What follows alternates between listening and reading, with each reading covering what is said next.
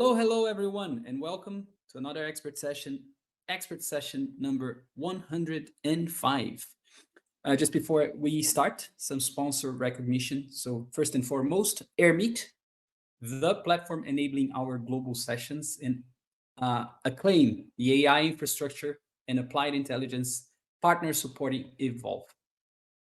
What is Evolve? Evolve is a global platform bringing together board level leaders, senior advisors, founders, and investors operating across commerce. We run ongoing structured conversation across markets, and this session is one expression of that system. Our expert today, Melissa Minkow, is the Global Director of Retail Strategy and Insights at CI&T, where she advises leading retailers and brands on customer behavior, experience design, and digital transformation. She has built her career across the US retail market, working closely with organizations such as Target, Anthropologie, and other major consumer brands, focusing on how behavior translates into execution across channels. Her work sits at the intersection of consumer psychology, retail operations, and technology adoption. Recently relocated to London, Melissa now observes the UK market from an external vantage point. This matters because it creates a contrast between a market shaped by scale, speed, and competition, the US market, and one shaped by structure, legacy systems, and different consumer expectations, the UK. So her perspective allows us to examine not trends, but where execution is misaligned with behavior. We will cover today basically where AI is already influencing purchasing behavior, how discovery is shifting across search, social, and AI interfaces, why retail systems remain fragmented despite clear signals, how price sensitivity is reshaping decision making, and what boards and advisors should be paying attention to now. Melissa, welcome. I always start with a controversial opening question. And the controversial opening question for you is UK retail underestimating how far consumer behavior has already moved? Or are companies simply unable to execute at the same speed? Definitely underestimating. First of all, thank you for having me, I guess I should say. I'm really happy to be here, excited about this conversation. I would definitely say underestimating. I would say every market, retailers are underestimating consumers' readiness to incorporate AI into their shopping journey. That's repeatedly what our data says, and there's just a large discrepancy here for sure. Brilliant. You sent me a very interesting survey, right? You surveyed 2,000 consumers, and I believe different types of consumers. So that's what we want to cover today. So we have I divided this conversation into blocks so we can follow your survey. And if you want to support any point, as I said in private, you can use the slides, But the first question then, Melissa, where is AI already influencing real decisions in the UK? Like in the survey, you guys mentioned that 64% of UK consumers expect retailers to use AI to improve the shopping experience. About 53% already use AI tools while shopping.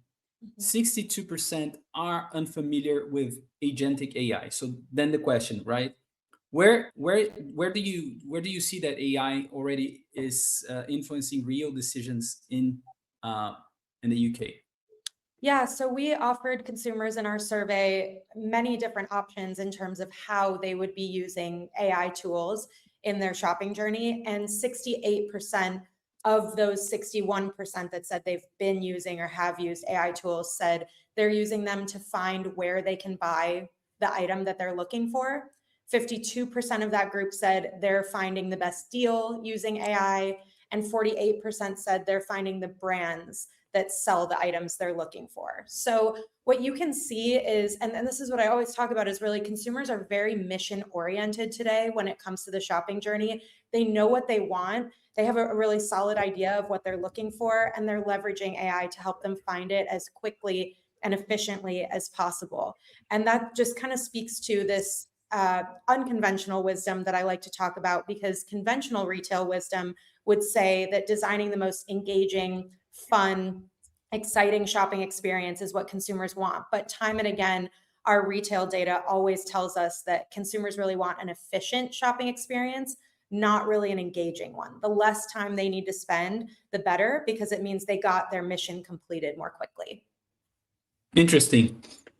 If we use that as a segue to the next question, meaning you come and you know, I think it's very, very interesting that you come from the US, because as an international, and I'm gonna take this as more like the international angle, like I'm an international in Denmark, we typically see things that they take it for granted. So we can expose some stuff like it's more obvious, right? So if we were to draw parallels into, you know, how different do you think those behaviors are, if they are any different, and why that matters? Yeah, they definitely are different. And I like that you acknowledge that my perspective is global. This role with CI&T has always been global, but moving over here has obviously added a new layer of eye-opening rather than just visiting, you know, every couple months to see how the markets are different. UK and I consumers are more digitally engaged. They do more of their shopping online than US consumers. I don't know if that's surprising to people. It was initially surprising to me, but now I've been conducting this global research for over 5 years. So it's become kind of table stakes knowledge for me. But I think a lot of people are surprised to hear that UK and I consumers are more digitally engaged, do more of their shopping online. And as a result, it was a higher percentage of consumers in our UK and I survey saying that they welcome retailers leveraging AI to improve the shopping experience. So it was 64% that you quoted. And in the US, it was 58%. So quite a bit lower in the US in terms of AI openness when they're aware that the retailer is using it. And you see that in things like online grocery. You see more kind of comfort with click and collect behaviors over here rather than that kind of flexible omni-channel fulfillment in the States. I also find that UK and I consumers are more seasonal shoppers. Weather plays more of a role in their purchase behaviors and purchase patterns than it does for the US. I think a part of that is there's not public transit being involved in purchase decisions as often in the US as it is over here. So you kind of have to plan your route of travel based on weather. You're more aware of it. Here, you're not driving as often. So that kind of automotive or lack thereof behavior and automotive centric or not so much plays a key role. And then the final difference that I think is really important to articulate is the fact that UK and I consumers are more conservative with their spend and they're more reactive to instability in the market. I think part of that is being paid on a monthly basis rather than every other week. So, you know, you have one paycheck per month that you're keeping in mind when you're spending and you're more cautious of your budget. You have to keep a closer eye because you're only given that money once a month, whereas in the States, you're typically paid every other week.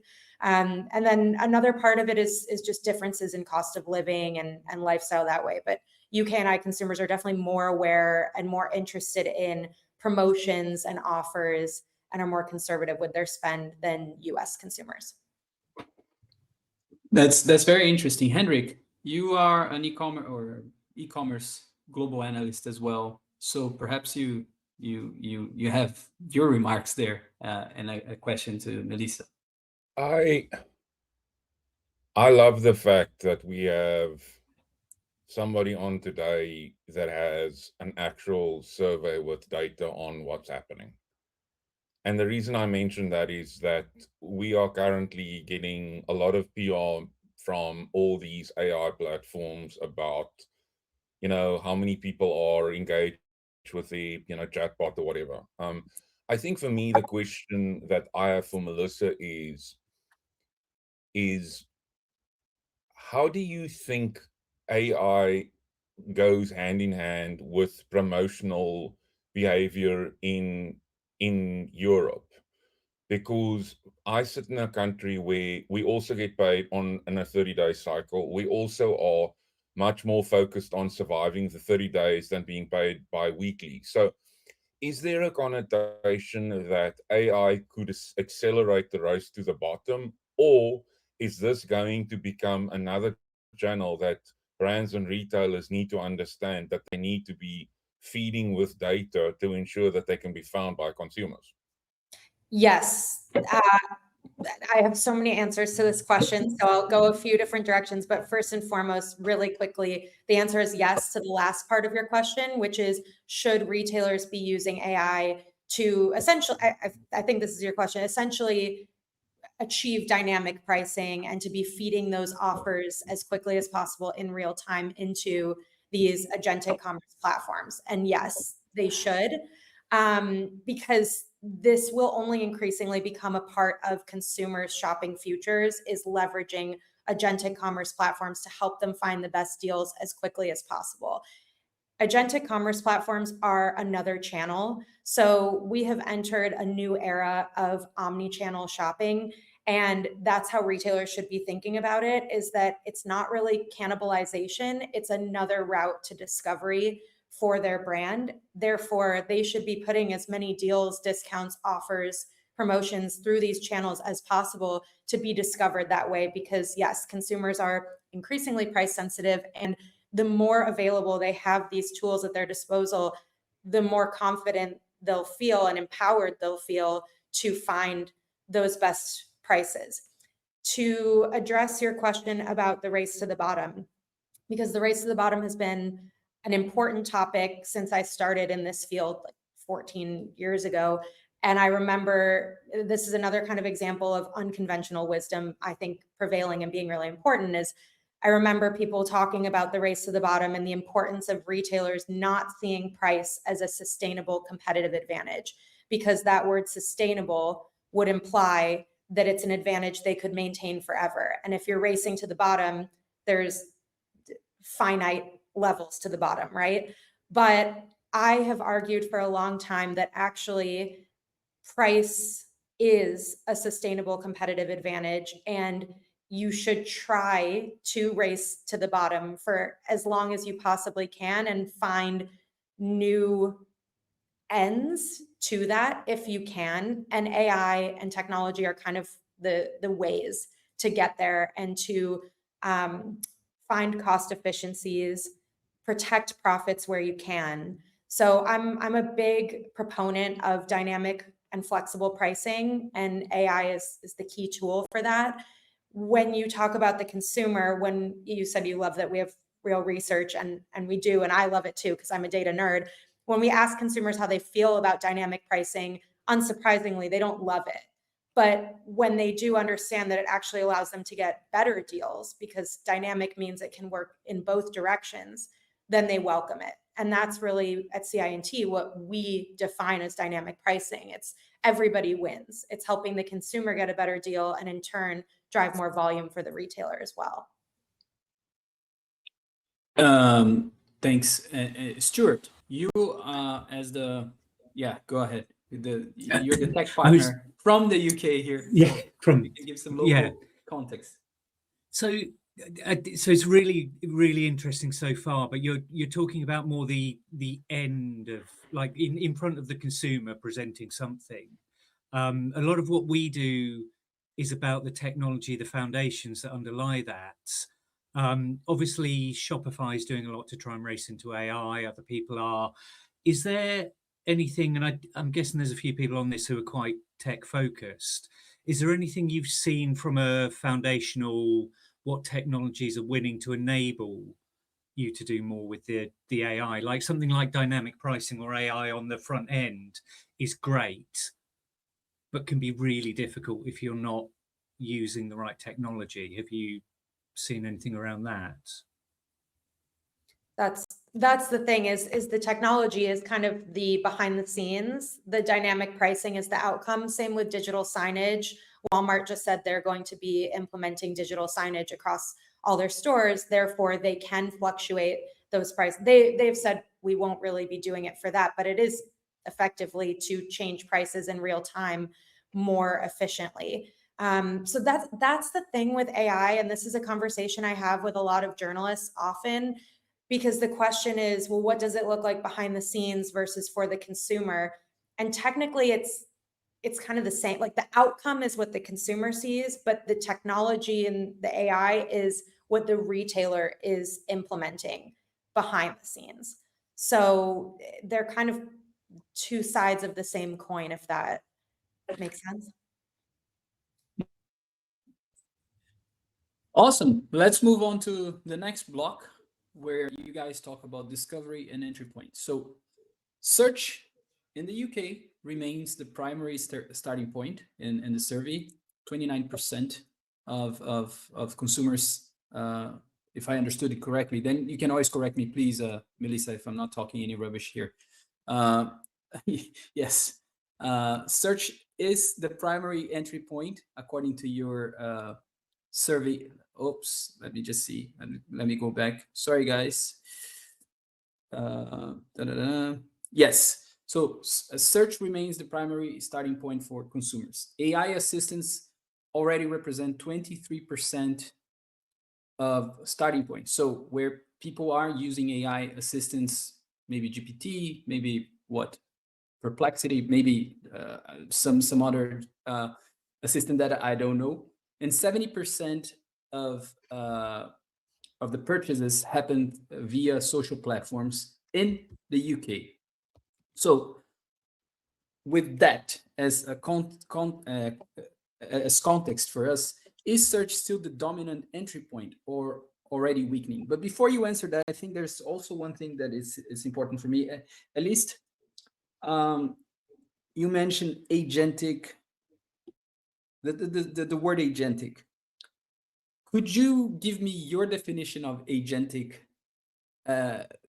What does that mean for you? Because agentic, that term has been coined and it means so many things. So give me your definition, please. I think we can walk away with that. That's going to be very interesting. And then we'll speak about the next block. So yeah, the agentic definition is a tricky one because the industry has different people in the industry have kind of used this term when maybe they shouldn't, and I'm a little bit of a purist, but for all intents and purposes, we say that if you're using a platform that is autonomous, makes decisions on its own, and is multi-step, then it's agentic. So examples of that are Google Gemini, ChatGPT, Perplexity, Claude. Basically, if it can make a decision without human intervention, then it is agentic. It's kind of that autonomous piece. And then really quickly with the data too. So it was 13% of UK and I consumers have said they're starting their shopping journey via an agentic platform or assistant. It was 29% are indeed starting it with a search engine such as Google. And then it was 70% of participants in our study had told us they have bought something through social media. So it wasn't that they're starting it there necessarily, but just that they have bought something through social media for that. Okay, so let's speak about that then. Search, Google remains as a primary source of according to your research. Do you guys have that? Like if we go down to the detail? Correct. Yeah. And yeah, go ahead. We offered them 5 options. It was a search engine such as Google, a marketplace such as Amazon or eBay, a retailer's website or app, an AI assistant such as ChatGPT, or social media. And we said, do you prefer to start your online shopping journey on ... Then they filled it in with one of those, and 29% said a search engine such as Google. Perfect. And so in your now opinion, how do you think a brand, you attended to my event in London, like it was about go-to-market, and and we spoke about like we had a SaaS guy and someone selling hardware, different ways of going to market. How should a brand nowadays think about discovery? How can they be discovered? And do you also have any data on that? Because it's a whole other game nowadays, right? Like being found on LLMs and yeah.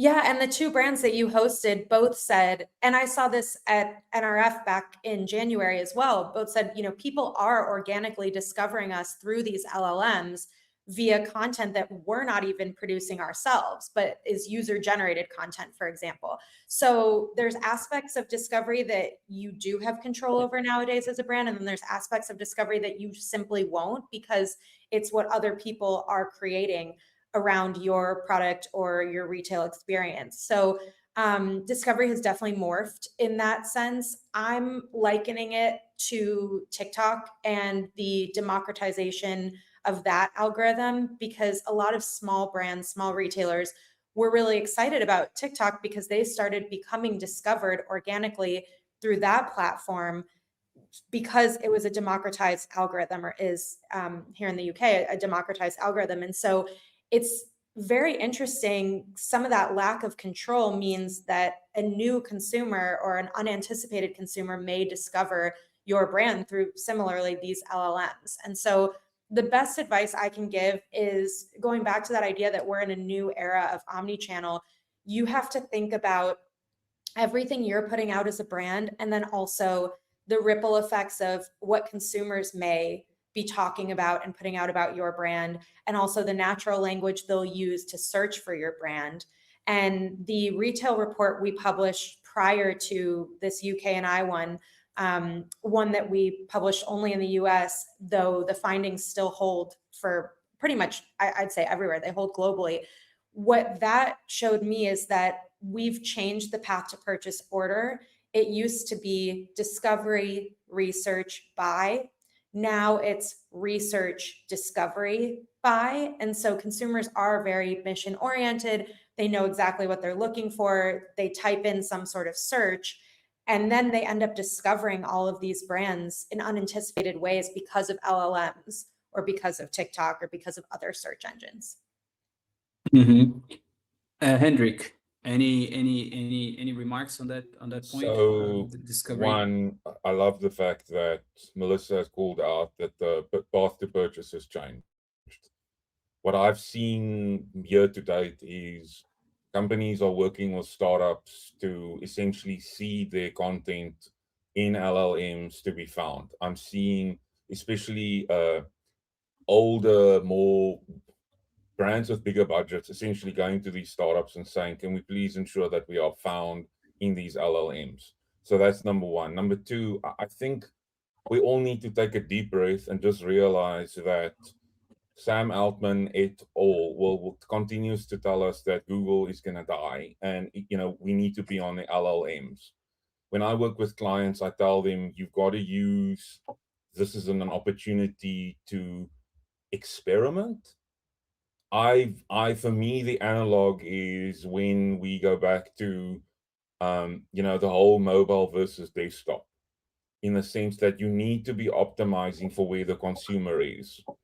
And I continue to see brands that are just saying, you know what, this is a fad. This is not gonna, this is not gonna work. I'm not saying that you need to spend $100 million on this whatsoever. I'm saying you need somebody inside your business that is essentially being given the authority and the power to be doing experiments, partnering with startups, working with these LLMs to ensure that you are discoverable. The challenge I'm seeing at the moment that we are not talking about is that these LLMs in some cases are obfuscating tracking data. So it's very hard to determine where this traffic is coming from. So you have internal discussions about, like, where's this coming from? But I think the point that Melissa made is that, and I agree with this, brands have to see this as a channel. If you are not doing that, please wake me up when you're sold to PE, because this is not going to end well. But I think the point that the research continues to make is that if you have 2,700 people in England, in the UK and Ireland doing a survey, there is a percentage of people that are doing multiple things. It's not just going to Google. It's not just going to a marketplace. As the as the largest data set that I can tell you about, which is me. I do searching for all over the place to find what I need based on the needs that I have. So we need to get out of our feelings and need to understand that this is a growing channel, Carlos. This is not where we all the eggs in the basket. I see that and I shake my head. But also understand that if you listen to earnings calls, everybody's trying to tell us how large of an opportunity this is. It's that, but it's not at the moment large enough to essentially validate the need for wholesale adoption. So, to summarize in my long winded way, it's an experiment. Use this as a time to experiment and find where your customers are finding you from. Yeah, and I'll use your what you're saying here, and a personal example. Like, I really like what Melissa said about going on a mission. Like, typically, like my wife says, go to the supermarket. I go to the supermarket, follow orders. But she was recently in Brazil, and then my daughter asked me for some noodles that she wanted to eat, and she said, "Dad, can you prepare those noodles you made once, and I love them," and blah blah blah. So I said, "Okay." So I got to the supermarket and I was like, "Oh, now I didn't want to check some of those blogs. I used to check those blogs, like to prepare like a recipe, but I went to GPT because it's already a habit I acquired." Uh, and I checked, okay, how do I prepare rice noodles and blah blah blah, and it gave me the full recipe, what I needed to buy and how to prepare. And so it's so personal, right? And I mean, it's not very where I'm trying to get is, like, yesterday we were having a discussion about what's the value of Evolve, Gustavo and I, and we can brainstorm a lot, but we need to observe behavior, right? Who's joining the sessions, the type of people joining. It's this is way more logical, and if we do that, than trying to do a survey sometimes, in our way. It's just like, I need to observe who joins my session and work from there. And I think that's the challenge sometimes also for grocers or brands, and just observing who's in their store and how people are behaving, like if they're using social first or how they got there. And so I think one of the things that you touched, Melissa, that is really interesting is about price. So we're going through now, I think it's very difficult not to talk about geopolitics, war, and everything that is going on. But price, you mentioned dynamic price, and in your survey, you have something about price and experience, right?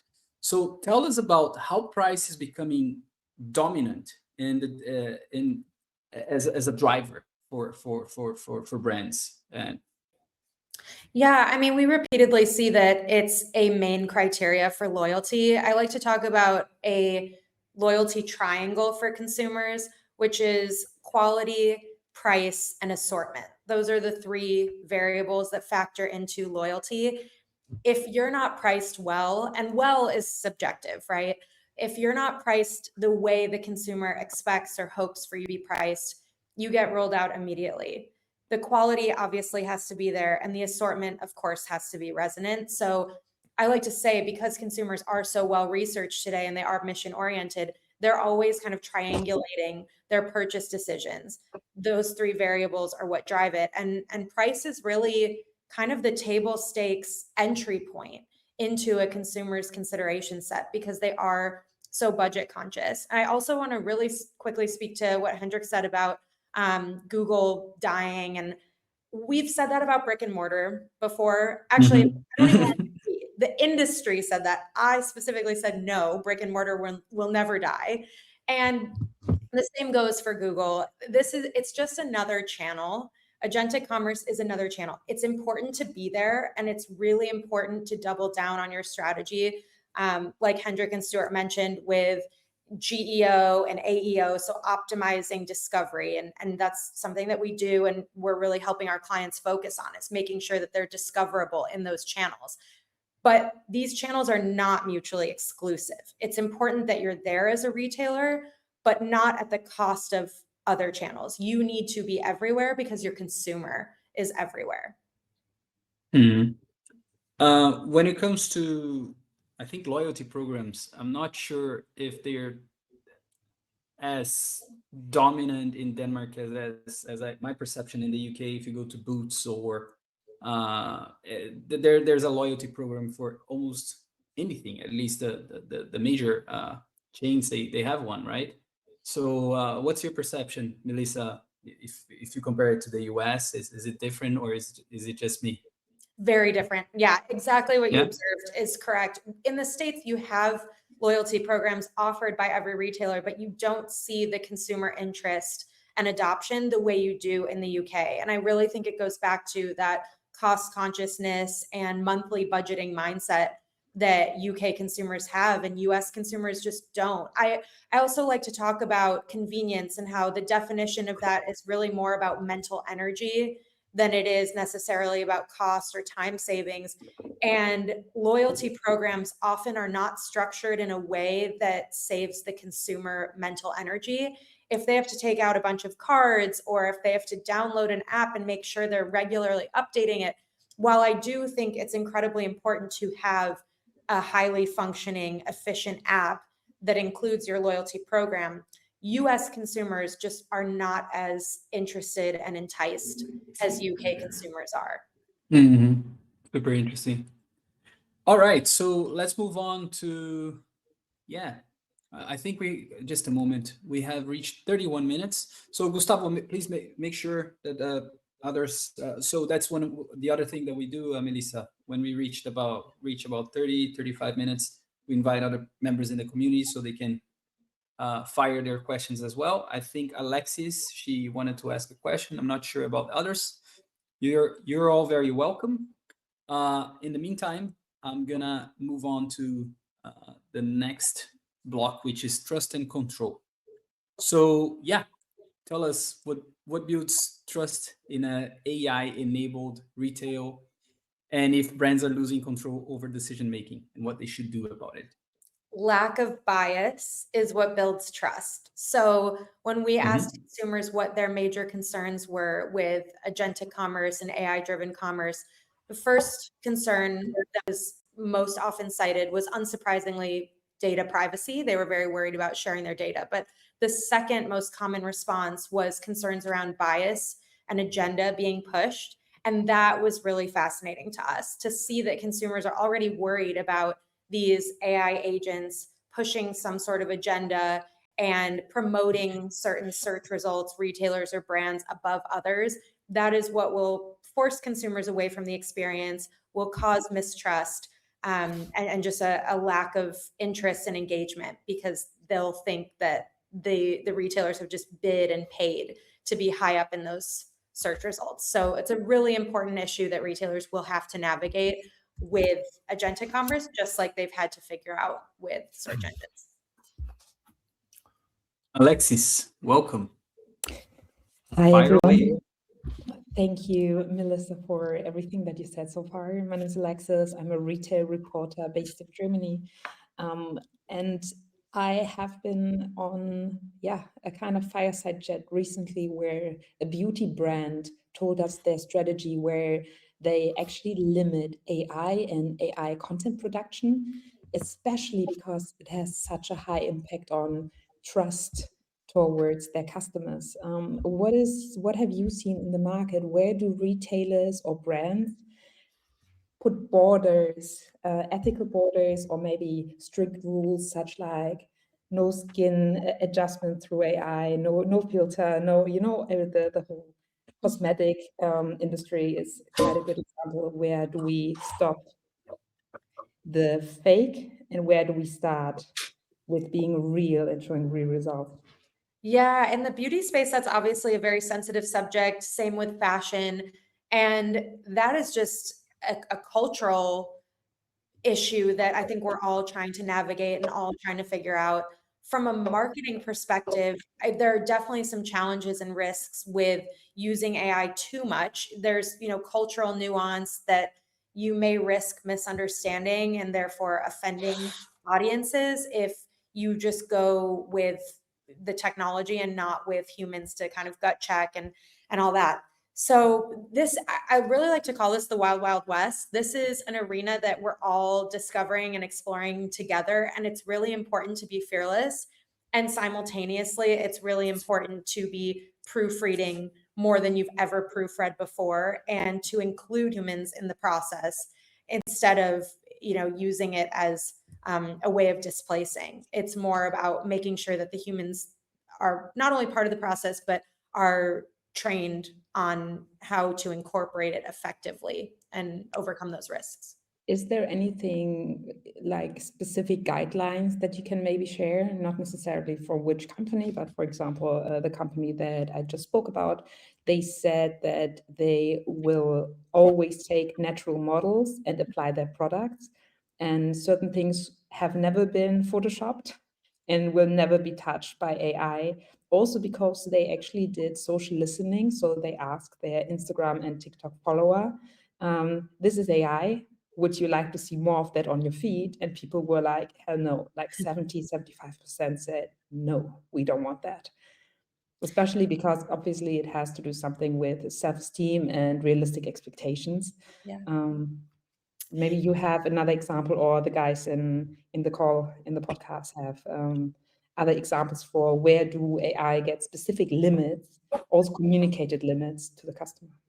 Yeah, because there isn't a whole lot of legislation here just yet. It's kind of up to companies to set their own very subjective boundaries and limitations. So that was obviously a choice that beauty brand made. And I think that's a beautiful choice. It's going to differ depending on the brand and what they think is right for them. What I personally find really interesting is sometimes you'll hear of AI generated voice as the soundtrack for something. And I would imagine that humans don't really like the sound of it because it's very unnatural. The intonation is off. I mean, even being an American in England and my intonation being different, my inflection points being different than native English speakers here, I definitely offend people's ears that way. So I think it's just interesting. Every brand is going to have to kind of figure out what makes the most sense for their brand identity, but this is all so new for sure. So yeah, if anyone else has examples, it's very subjective is what I've seen so far. So we have the largest retailer in Africa, Alexis, that did a campaign with a very well-known British chef. His name is Jamie something. I don't want to get myself in trouble. And what they did with him was that they essentially used him to create like GIF adverts to the entire consumer base. And they made fun of it, saying, is it really possible that this well-known chef could, give every one of the loyalty members like a personal greeting. And then it ended in saying that, we used AI, blah, blah, blah, blah, blah. So I think that the biggest change that brands have is, to Melissa's point, is understanding what your consumer feels happy with. I think if you are in the luxury space, I think you have to be very mindful of music and arts being used. That cannot be done with AI, I believe. That's just me. But I think because we have limited regulation at the moment, this is a fine line for brands to walk to ensure that they don't get on the naughty list and basically be cancelled, because that can happen. And I have seen brands being cancelled because they've created a virtual influencer that's run by AI, which everybody under the sun could tell you was going to go be bad. But yes, we have a lot to determine. And to Melissa's point, can we just get it right? It's the Wild West with Will Smith's background music basically blaring very high. That's where we are. It's a very slippery slope, and brands, I believe, need to have their own regulations and guardrails to ensure that they don't get onto the front pages of local newspapers. Thanks. And indeed, Vinny, welcome. Long time no see. Yo.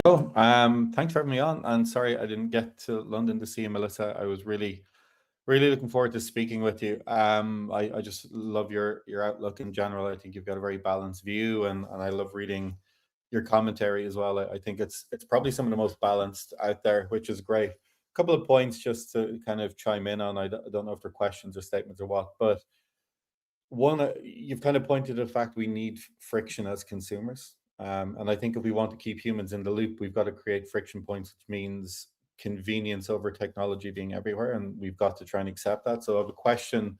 My first part of in terms of a question is, has technology outpaced the human need for it? That's kind of one big thing I have. There's then just this frame of reference that you're kind of encouraging brands to make decisions, which I really like, and you're giving them information to do that.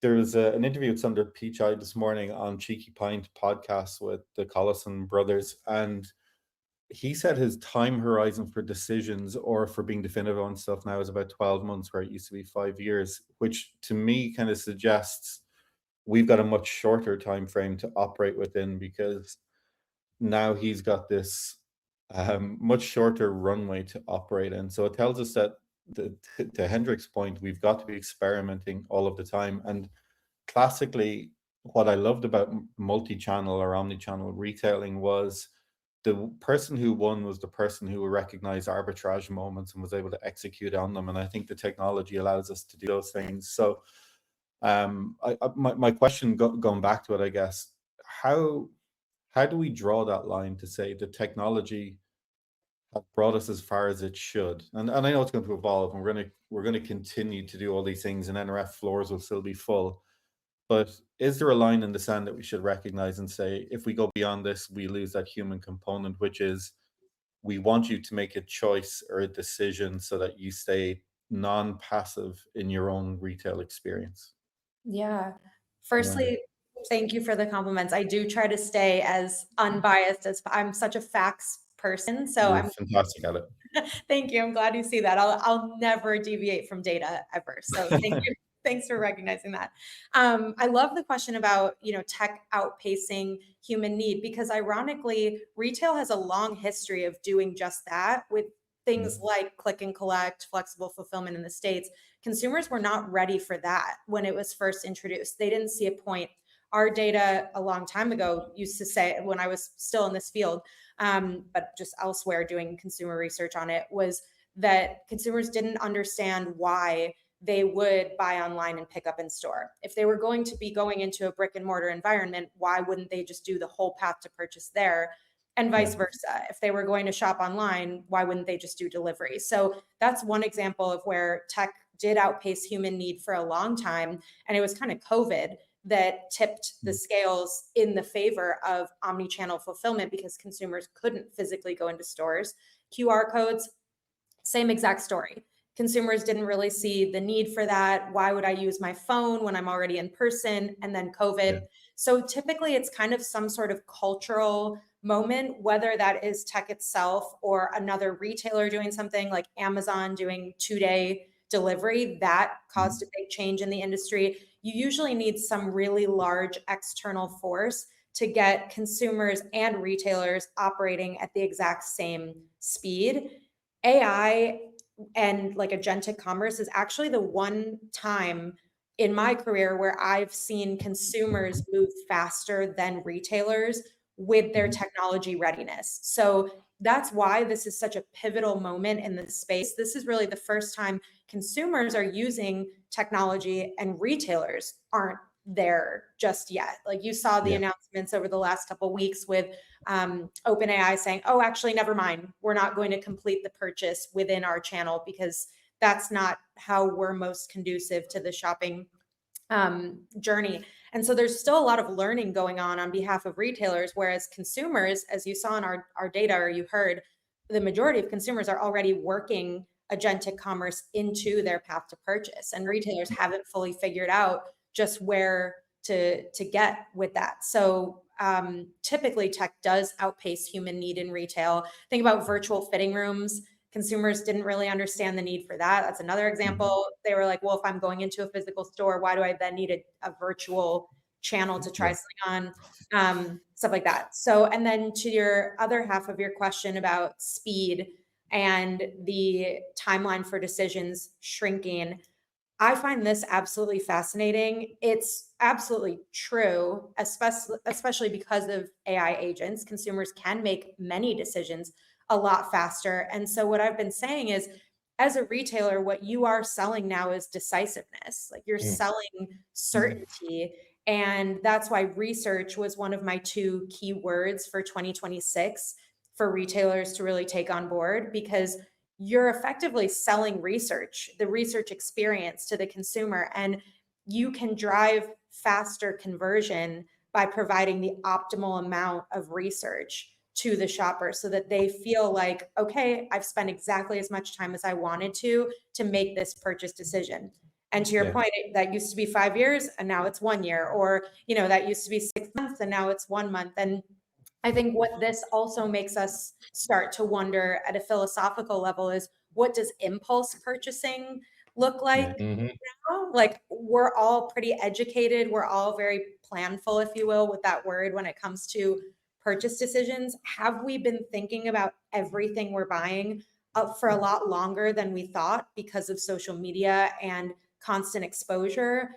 And then also retail media is intended to drive impulse purchases digitally.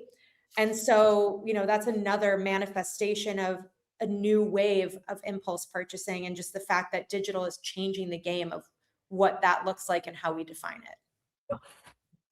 Amazing. Thank you so much. And just one other point in your commentary, you definitely observe behavior and talk about it as well. I loved I think it was your post NRF rundown was really similar to mine, actually, like how I was thinking about it, but I love that you add that in as well. So thank you so much. Thanks. I'm glad I can validate that. I think Carlos was saying this to me right before this call, was interpretation versus translation. And I'm so glad he brought that up, because consumer insights is not translating, it's interpreting. So when I am posting this, a lot of times I think it is hopefully just validating for you all to say, oh, that's what I thought I was observing. But she has the data, she has the research to prove that out.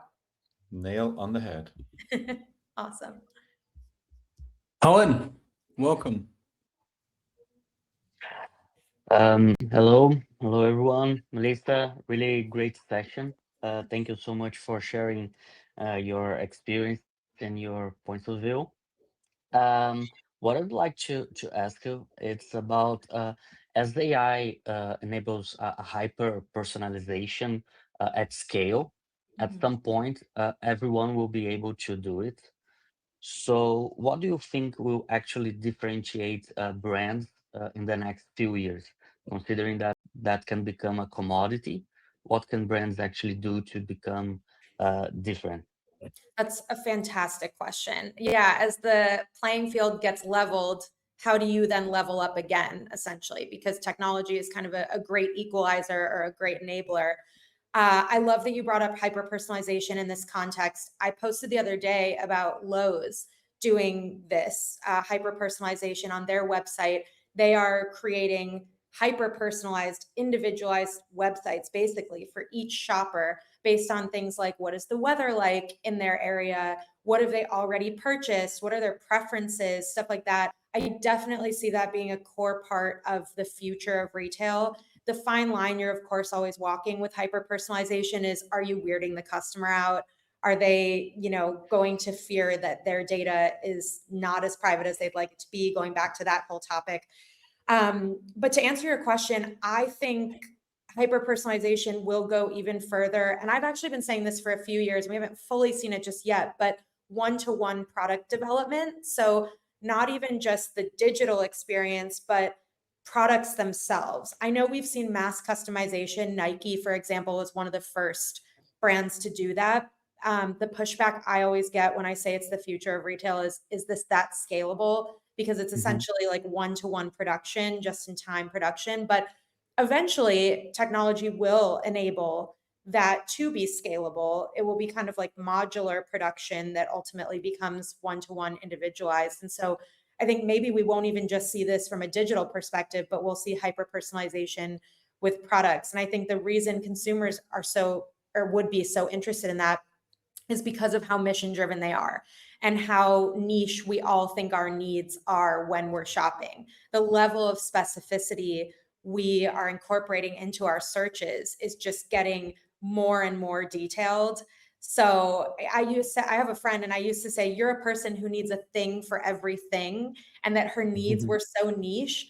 But I think increasingly we're all becoming my friend, and we're all becoming really specific, really individualized with exactly what we're looking for. So I think hyper-personalization will not only be about the digital experience, but could also be from the product experience. So that's a very important way I think brands can ultimately level beyond the level playing field for sure. And I know we'll see that with pricing too. Once consumers more openly embrace dynamic pricing, we can get really individual with that.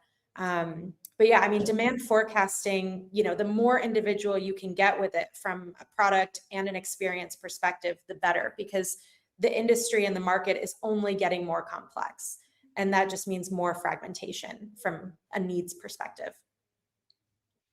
Thank I you. would add to that I think for brands to level up, I think with hyper personalization, one, I think we have to ensure that, and I know this sounds really basic and sad, but we have to ensure that we can ship products to consumers, in a time frame that suits them, whether it's 30 minutes, 2 hours, a day, 2 days, whatever they want, we should be able to do that. So I would add to that. I would also add that I think we need to understand that you need to help the consumer essentially find what they want based on their needs. With hyper-personalization, we need data that is relevant to the consumer. And I think that for me is, if you can leverage past purchase behavior as well as browsing behavior to help the consumer find as Melissa pointed out, in a non-weird way, I think that helps the consumer feel special, because there's nothing worse than being in an app and having to scroll, but I saw this yesterday, but where is it now? But yes, the question, or not the observation about the hyper-personalization, I think we've already seen that in my experience. In China, we have the large marketplaces working with brands to create specific products for specific cosmetic reasons, hair color, skin needs, or whatever. And I think that'll become easier to help different consumer groups find what they need, because it's still not able to purchase products for certain race groups, for specific skin groups, etc. But yes, we have lots to do. And to Vinny's point, the decision cycles are getting much, much, much faster. Thanks, Hendrik. Stuart, do you have any perhaps remarks as someone who implements technology? Yeah. Yeah, I mean, it's been really, really, really interesting, but I'm probably coming out with more questions and answers, which is probably a good thing. But like years of working in search and now into web development, app development, so those sort of things that then mean that obviously I've concentrated on foundational things. Like for me, AI visibility has certain aspects that, okay, I didn't deal with so much in SEO in the content generation, but more the foundational things, in that building very strong foundations means it's much easier for AI crawlers. AI crawlers are going to be way different to how Google crawled our websites. I mean, Google was very, very sympathetic to bad websites. They won't care now. But I guess the thing that's going around my head at the minute is you're talking about dynamic pricing, and also you're talking about AI findability. So now, if I'm in Gemini and I'm asking about a product, but that product is then dynamically priced on a website, does that potentially cause issues? Yeah, this is the big question that I keep getting, is kind of how does where you end up know what you've already been searching on a different channel and personalized to that. And I think that actually goes back to Juan's point too, which is what does hyper personalization look like? And technically it looks like all of this being open commerce, but there's no world in which that's going to be the case anytime soon, because that kind of blunts a lot of people's competitive advantages. So yeah, it's going to be tricky. I don't know, to be honest, how you'll have to see which partnerships become established, who works together, who doesn't. For the partnerships that do become established, that's where that data will be seamless and it will feed. And that's why I always say too that the digital last mile is what a lot of people are fighting for. But the miles that precede that are really important as well, because a lot of times they're the data collection miles. So making sure that those gaps are bridged and that those touch points are connected is crucially important. And I don't know how we're going to make sure they are all connected so that you're not getting offered multiple different dynamically priced options given your search. And yeah, I mean, I think a lot about Google Flights and what that looks like right now and what you get offered there. That's kind of the best, I think, blueprint of what the future could look like and what data it's using for that. But it's going to have to be more expansive than that, because this is a way more vast omni-channel landscape, for sure. I would add to that, Stuart. I think Melissa has stated the obvious challenges that I think regulation will have all over the world. Mhm. I think in this week on the Wall Street Journal, there's an article about a Brooklyn-based company called Echo that's working with some of the large retailers in the world to help them with data creation. So from a foundational stage, the thing that we all don't like in e-commerce, I think product data, features and all those things now become table stakes. You have to have good data sets. You have to have API endpoints that essentially allows the streaming of data to whatever model you are getting data towards. And I will also add that I think, to Melissa's point, and I think this is a great point, the pricing thing, I believe, is still some time away, but I do think the analog of Google Flights / whatever booking.com, I think that's the analog that brands should be thinking about how can I help the consumer find what they need? Because I think we are all talking about agentic, but we've forgotten kind of the biggest challenge that we're not talking about, and that is, in my mind, when I do a search, I want a pair of Nike running shoes, black size, whatever. If I take that same search and I put it in whatever LLM, what am I going to get? That disconnect, I think, is going to have to be solved. And I think from a foundational level, that is product data, product features, going through catalogs, and whether it's finding solutions to do it or finding startups to do it, the foundations are now more important than what they ever were.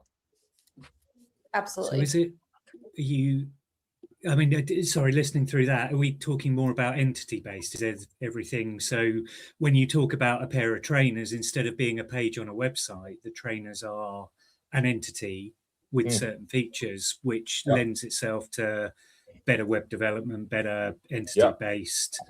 And I guess if we move towards that world, then all of a sudden that entity could have a price range, but it has a set of features, and then you compare features. Yeah. Get you. All right, so we've reached an hour almost. Wait, what? Melissa, is there anything in your survey? I would love if you could just maybe summarize. Probably we didn't touch everything, but yeah, just we'll have to wrap up. But I don't want to rush you. So if there are things that I didn't touch on from your survey, we can always do another expert session. I think this was amazing, truly. That's my opinion. I hope the other people here felt the same. Yeah, perhaps you want to touch on a few things that we didn't touch on. And of course, we're going to promote, we're going to share links for the full survey afterwards. Yeah, the report is massive. So, and as you all can tell, I can talk about this for days. So I would just encourage you to go to our website, download the report, and feel free to reach out to me with any questions that you have. I'm always happy to speak to it and our methodology. And actually, we are fielding another research study in the UK and Ireland, as well as the US, on just all of this in more depth. The soft launch for UK and Ireland went live last night. So I'm literally going to be reviewing that data right after this, which means hopefully by beginning of June, we will have fresh new data to share on this same topic, but just at a deeper level now that we know, consumers are there.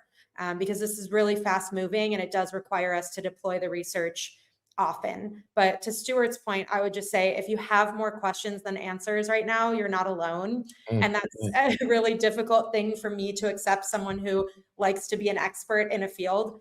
The reality is there's so much newness here. There's a lot of ambiguity. Retailers are learning every day. So yeah, it's an exploratory space, and that's what's exciting about it. Brilliant. My final question is, we have lots of aspiring board members or established board members and senior advisors here in the community. So what would you say, what are boards underestimating in the UK? And final question, if you were advising a UK retailer today, what would you change first? Underestimating consumer readiness for agentic commerce in the shopping experience, outside of the shopping experience, just demand for research throughout their path to purchase. And in terms of what I would recommend changing, or the first step, your data strategy is the foundation for all of this to work. So I like to say, right, like get your data ducks in a row immediately, and also do an agentic commerce readiness audit as quickly as possible. This is something we're implementing with our clients. We're running these audits to tell them, how ready are you for this future? Because this future is not so far away. It's right around the corner. This was great. Awesome. So, ladies and gents, this was Melissa Minkow. You will be able to download the report. Melissa, best way to get in touch or to learn more about your work? LinkedIn. Just wrap this up. Yeah, Awesome. I'm very noisy on LinkedIn. Add me on LinkedIn. We can chat retail all day. Very cool. Thanks very much. Thanks for having me. Sure.